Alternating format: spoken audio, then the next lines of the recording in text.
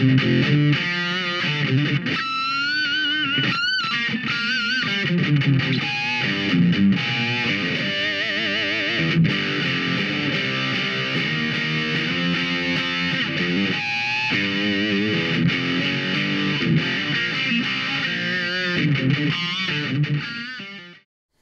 Walker guitar fans, this is Corey, and this is a quick lesson on pinch harmonics. A pinch harmonic is, well, it can be done in many different styles of music with many different levels of distortion, but what I seem to equate with it most is the very heavily distorted music, and you hear that kind of squealy sound, which is very cool, or kind of, especially the heavy metal guys will do it kind of down here, and you get a very, it almost sounds like video game sounds or something. It's a very cool technique, and so I'm going to do a close-up of my hand on how to do it. I've got the, you know, what equates to an extreme close-up here of my picking hand. Okay, so now what we're going to do here is I'm just going to take a sample pitch and we're going to work from there. So this technique is mainly for electric guitar players. Now you can do this on acoustic guitars. It's just not quite as prominent, and for this lesson I'm actually using a lot of distortion on my amplifier just to accent the pinch harmonic itself. So what we're going to do is we're going to take the 5th fret on the G string. So you should be getting this note. Okay, so that's the note I'm using. You can use any note.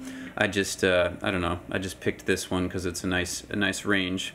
So the concept is this, and it's really simple in concept, but it'll probably take you a while to get used to, is that you want to pick that note, but you sort of choke the pick off with your thumb.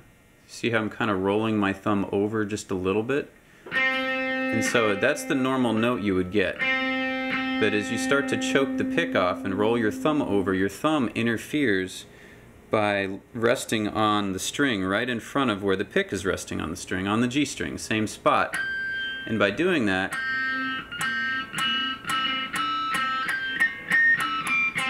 you can start to actually produce the harmonic. So in reality what's happening is as you're picking the string, your thumb is leaving the string at more or less the exact same time the pick is, or slightly after the pick, and the fundamental frequency of the string is then muffled by the thumb, and then the harmonic overtone is produced. And so as you scoot this around, depending on where you are, you get a different harmonic, which is very cool. And they call it a pinch harmonic, I assume, because you're kind of pinching the string in between the pick and your thumb. Okay, so it takes a little while to get, but it's really nice because when you start playing, that sort of shift and roll forward is very simple and easy to do, and it just becomes something that is automatic. You don't even think about it. It's very nice.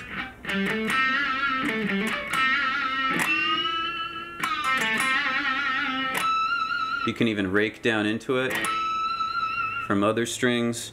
You can add vibrato, which it really accents it, makes it very noticeable, gives it the singing qualities. So you can try this on any string. You'll notice certain strings are probably a little easier to do, some are a little harder. I find the thinner the string, or rather like the first string especially, it's a little harder to do it, and I think it's just less string mass, and so it's easy to over choke the string and kind of lose the overtone. And the same with the low ones. For me, the metal guys get great at them, but personally I find it's a little harder to find the sweet spot. Every string sort of feels different. But that's the idea, is that you just want to be able to get right there to where your thumb is right over. A lot of what I think I did to sort of get used to it is I'll just play the same note over and over until and kind of test and just kind of mess around with it until you learn that perfect angle. And a lot of it is just feel. Yeah, that's really the simple way to put it. So that's how you do a pinch harmonic. I know this is a shorter than average lesson, but that's really all there is to it. It's a lot of hands-on experience to really get it. But I wanted to get as close as I could with this camera so you could kind of see how you do it. It's just in a sandwich where your thumb is in the front and your pick is in the rear, and the string is right in the center of that. I like how you get different ones anywhere you go. And they all sound great too. That's the beauty of it.